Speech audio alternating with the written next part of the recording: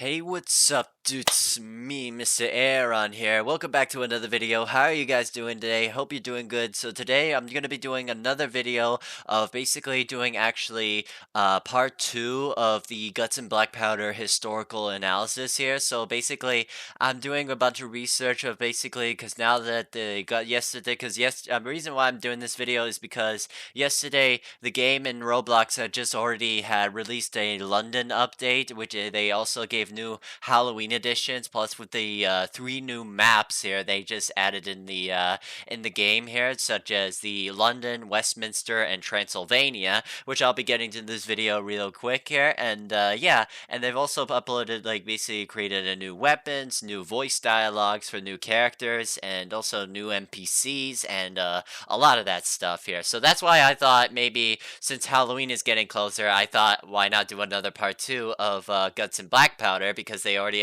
got a new update. So yeah, but before we get into this video, if you guys haven't yet, please be sure to hit the like button, subscribe to my channel if you're new, don't forget to comment and turn on the bell notifications, that way you get notified by every video that I'll be posting in the channel. And yeah, so let's get to the video.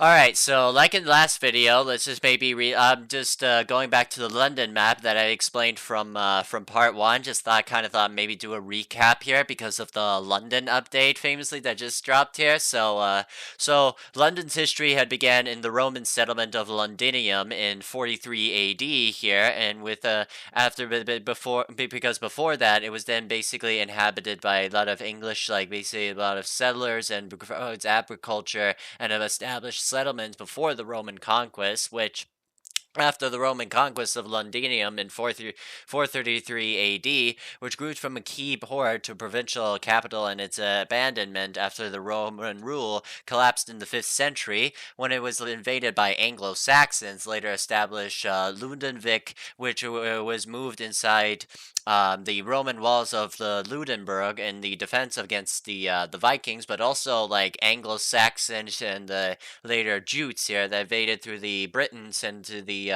kingdom of Great Britain, later becomes England here, and like basically Alfred of Wessex here had conquered basically much of the bunch of the lands here, and a bunch of basically reunited what is now England in 1016, and then because before that by 860 the kingdom of Mercia had been being like one of the most strongest kingdoms and settlements here way before the Vikings had been invaded here. Until then, but until the last Viking rule in England became a major trade, which became after Harald Hardrada from the Norsemen here that tried to invade England and to the Hampton Bridge here. Until then, he was then basically killed by many of Godfrey's of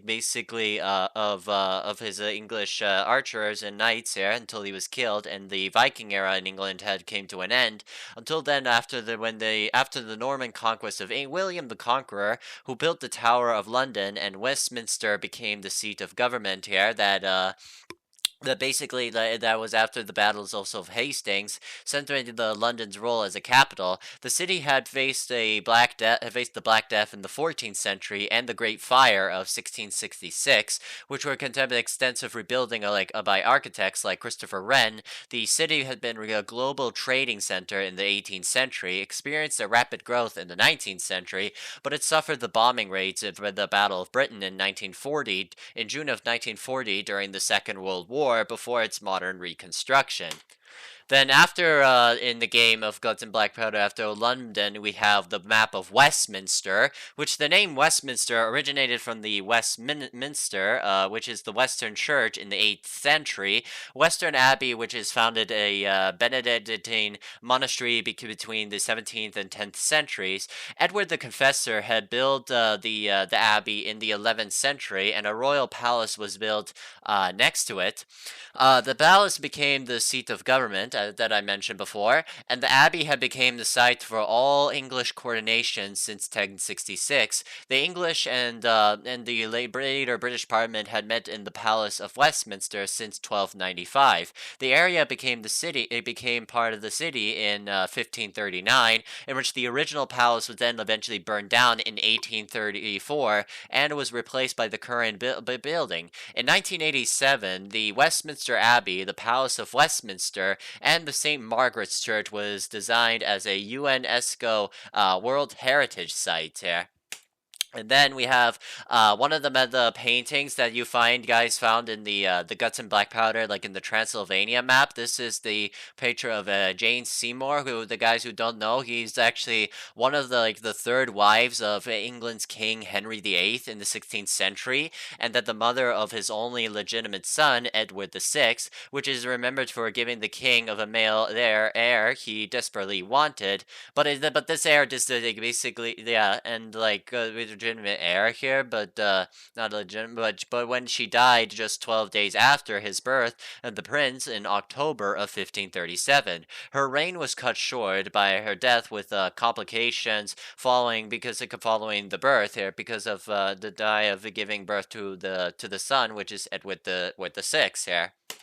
And then we have also another painting in the Transylvania map. This is Peter the Great, who is also known as one of the czars of Russia here, who was basically, he was well known for who continuing from his father Alexis the First of Russia's modernizing and westernizing of Russia, transforming into a major European empire of the extensive reforms in military, government, and education. His accomplishments were basically founding the new capital of St. Petersburg in 1701, building the first also modern Russian navy, and as well as expanding Russian territory through military victories, such as when he was successful fighting a war against his neighbor of Sweden, against King Charles XII in the Great Northern War here, and in which King Charles XII was then defeated by the Russians, in which they defeated at the Battle of Poltava, in which the King Charles XII had then eventually fled to the Ottoman Empire, in which Peter had asked the Ottomans to basically free King Charles XII, which the Ottomans had then refused.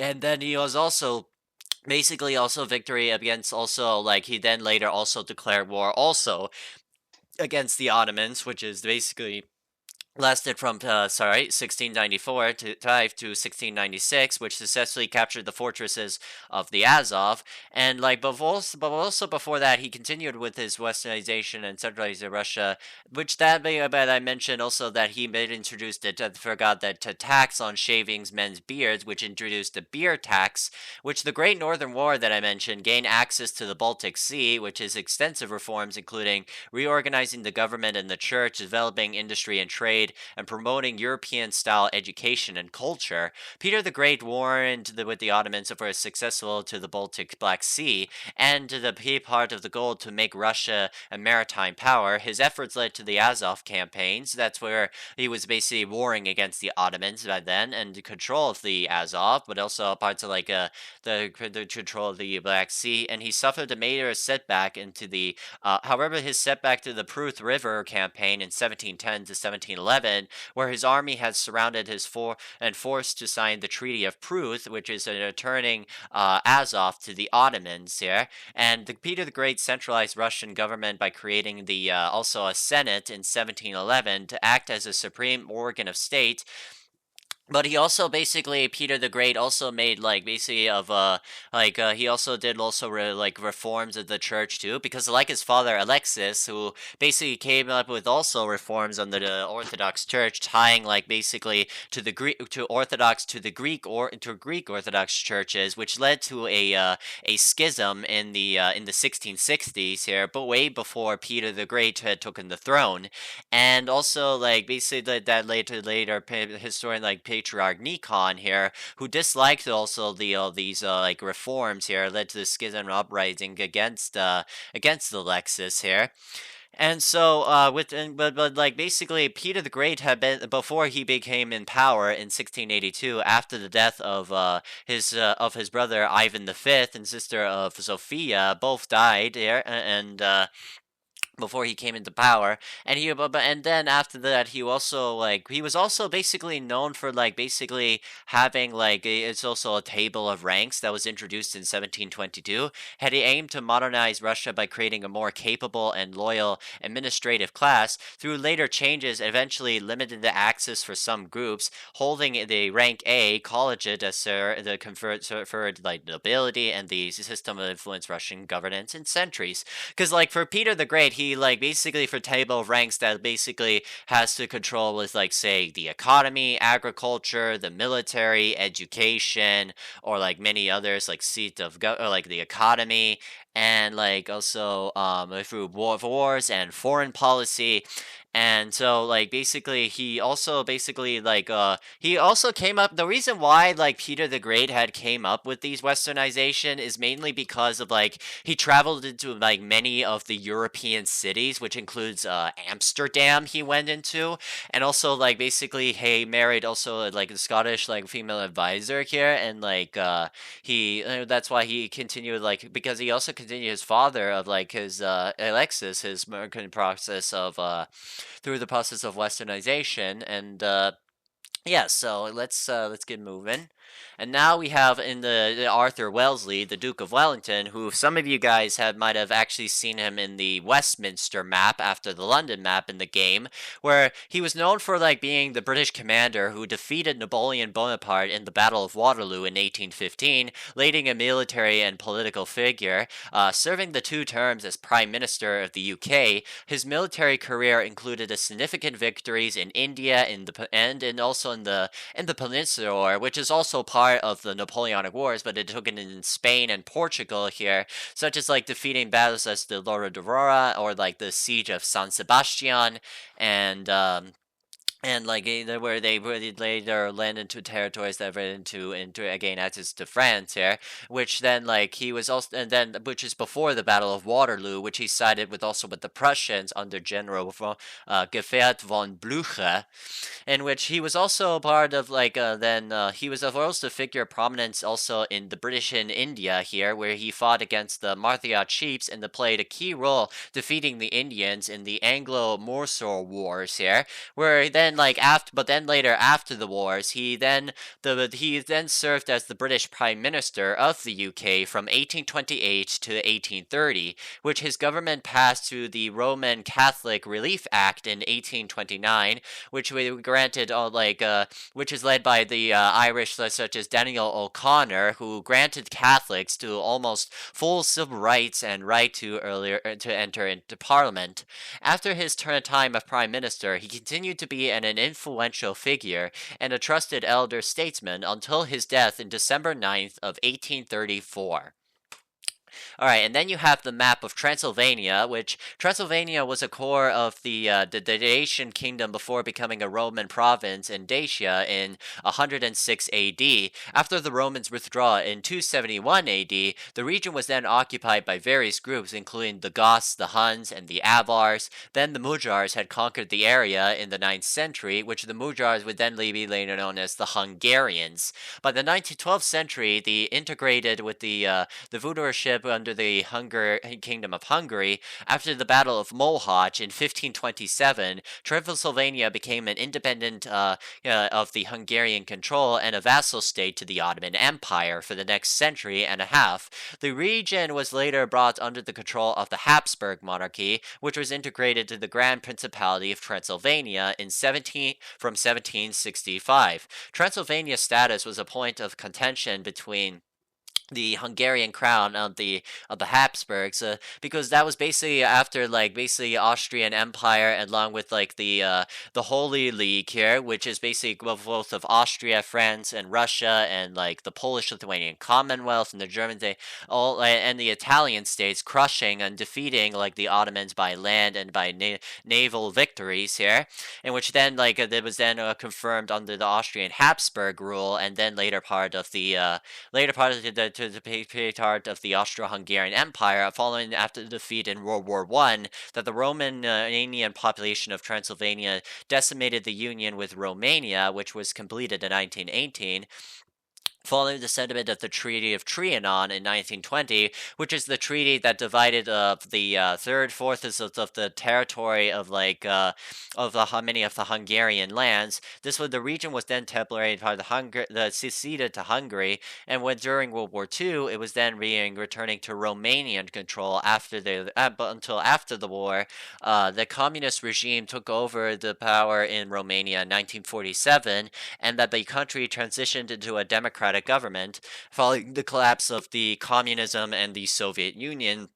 and to following in 1989 of the Romanian Revolution uprising here, because the Romanian Revolution was basically people protested the unfair reforms and economic policies and of like under Juliesco, who basically he was basically unpopular and people revolted and like because people were poor conditions and wanted free out of communist rule. Until then, he was then kicked out of rule until he was then killed by a firing squad here. Until then, Romania free from communism and gave educative reforms here. And then like Transylvania is famous for its connections with the legend of Dracula, which is made popular for the horror tourist destinations for the fans of gothic horror, and the reputation is linked to Vlad III, the Dracula, known as Vlad the Impaler, a 15th century Romanian prince, which I'll get to later. The sites like the Bran Castle, the region is also known for the rich history, medieval towns, and beautiful landscapes. Alright, so then you have another map in the, from like another scrap map or secret maps in the game here in Guts and Blackpowder known as West Point, which West Point's history began with a strategic post during the Revolutionary War with General George Washington, recognizing the importance of the Hudson River. It was officially established in the United States Military Academy by President Thomas Jefferson in 1802, initially serving the central military engineering over the time under the leadership of figures such as like Colonel Sylvanus Thayer, and the Academy developed the four-year curriculum and became a preeminent of institution for training U.S. officers. During the American Revolutionary War, the Continental Army soldiers built fortifications and in the iron chains across the Hudson River and the West Point to prevent British ships from moving upriver. George Washington considered the most strategically important location in America. The site was continually occupied by U.S. Army since January of 1778, making the oldest continuously occupied military post in the country. In 1780, the fort was best known as Fort Arnold, named after its commander, Benedict Arnold, who was basically sided with George Washington, but then later betrayed him in 1779 before siding with the British here, and it was renamed Fort Clinton after his treason. And an act of Congress in 1812 reorganized the academy and establishment of a four-year curriculum and increased the size of the corps of candidates. The Colonel Sylvanus Thayer, superintendent from 1817 to 1833, is credited of reorganizing the academy, known as the Father of the Military Academy. His lasting influence on his curriculum, physical plan, and methods, the West Point became only an engineering school in the United States until 1819, and still to this day, the West Point was served as more as like as a military academy, such as serving in the U.S. Army. Alright, now we have history of New York. So I mentioned in last video that I mentioned about the history of Sleepy Hollow here, and so today I'm going to be doing New York because Sleepy Hollow is actually part of New York. So here we go. New York's history began with the Native American tribes before the Dutch settlers came to New Amsterdam in 1624. The British then took over the settlement in which was named New Amsterdam, and which was then the British took over in 1664, and was renamed to New York, which was named after the Duke of York, which they then be later known as King James II, and it became a key location during the American Revolution. The city was served as the first U.S. capital and the new state of like into 11th to ratify the U.S. Constitution. The key developments include opening the Erie Canal and boosted trade and economy, and the massive influx of immigrants that transformed to the global cultural and financial center. The first European settlements that were established were the Dutch in the 1600s that I mentioned, in the New Amsterdam, which was part of Manhattan Island, in which then like New York was a crucial battleground for the American Revolution. That I mean about like the battles of Long Island, and the first capital of a war, which the New York City became the first capital of the United States, where George Washington was inaugurated as the first president of the United States in April 30th of 1789. The statehood of New York became the 11th state to ratify the U.S. Constitution in July of 26 of 1788. In the 19th century onwards, the saw unprecedented wave of immigration that are making the diverse melting point. That's where then later the famous the Statue of Liberty was then basically created, which was America was then given into a structure architect that was maybe a gift from France, and also Ellis in 18, and also taking over Ellis Island here, which became major symbols of this new area, such as Chinese and Japanese immigrants who are working in areas into Ellis Island here until they were not getting allowed to get basically paid or taxed here until basically it became a historic until then it was served as basically after in the Second World War that were basically a harsh treatment of meaning of the Japanese immigrants here, work of force and hard labor. And it was then later, Ellis Island was then later, by then, until this day here, became one of the most historical sites here. And then, so now we have Vlad the Impaler from 1431 to 1476. So, born in 1431, Vlad was the son of Vlad II Dracula of the members of the Order of the Dragon. Their father later assassinated by political rivals, and the older brother was killed by as well. Events that deeply impacted Vlad that fueled his hatred to those who opposed him. Vlad's first reign was brief, and it was exiled after his defeat by the boyars, the Wallachian nobility, by a rival supported by the Hungarian king. His second reign, from 1456 to 1462, was characterized by a brutal campaign to eliminate the powerful boyars and to solidify his power. He fought fiercely against the Ottomans, and a lifelong struggle began after he being released from hostage captivity. He was known for his extremely violent and theoretical punishments, which was included the mass impalement, burning enemies, and poisoning wells. In 1462,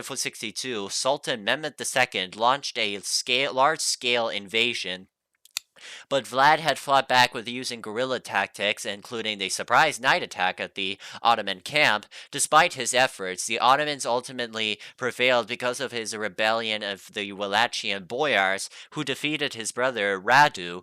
Vlad had captured the Hungarian king Matthias Corvinus, who had been imprisoned for 12 years. After his release, he sent to Wallachia to fight for Hungary against who was against the Ottomans by that time period that I mentioned. Until then, he was then he was not actually basically a vampire, basically the fictional character that he used to be.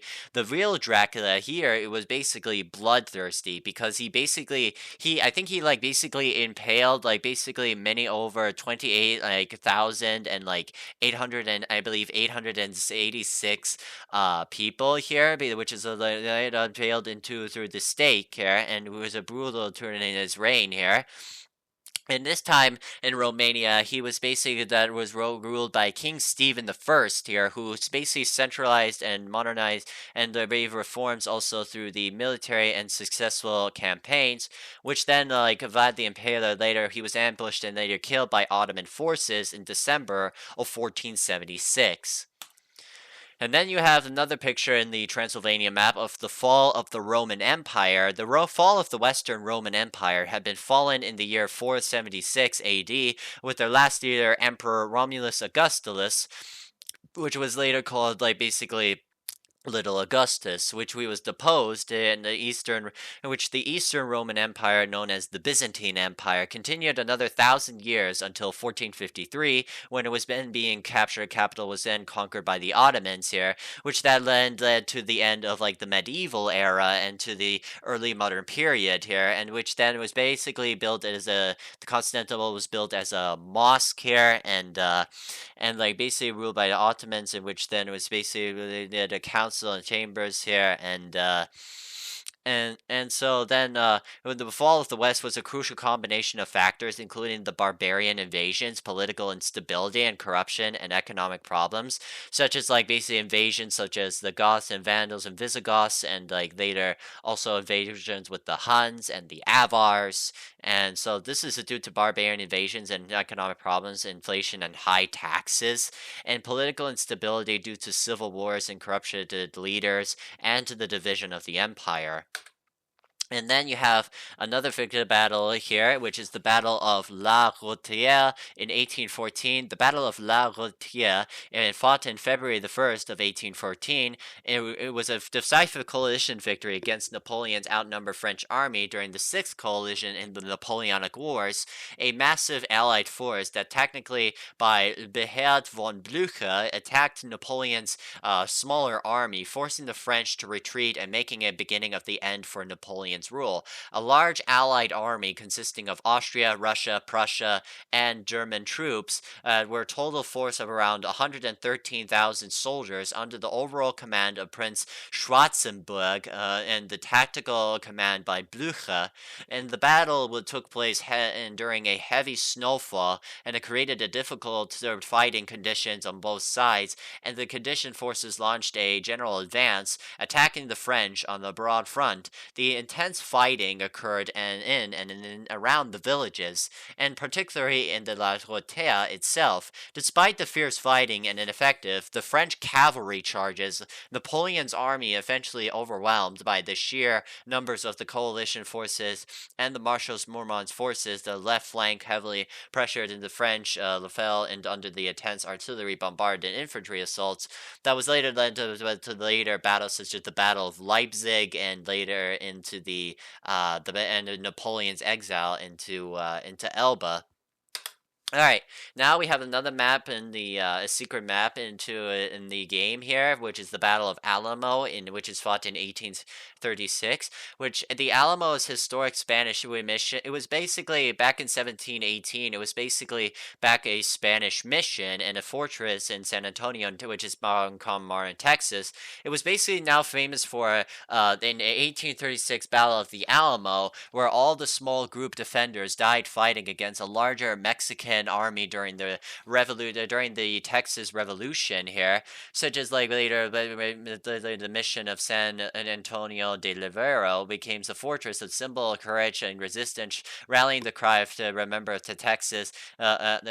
the Alamo and inspiring Texas victory for their fight for their independence, because this was basically led by the general Mexicans such as San Antonio de Santa Anna here with his Mexican army, who became the president of Mexico, and with his many Texas rebels led by men such as Davy Bowie and like Davy Crockett here, who resisted over many of the Mexicans or armies and forts, and later wanted to declare their independence, such as giving them self-governance and lower taxes and like a form of government and money, currency, and a new power as a government and economy and new lifestyle, and established them as an independent state here, in which then it was then harsh by fighting such as cannonball fire and gunshots from the Texicans around the fort here, which while the Mexicans surrounded the fort until they gave a desperate charge and basically charged through and stormed into the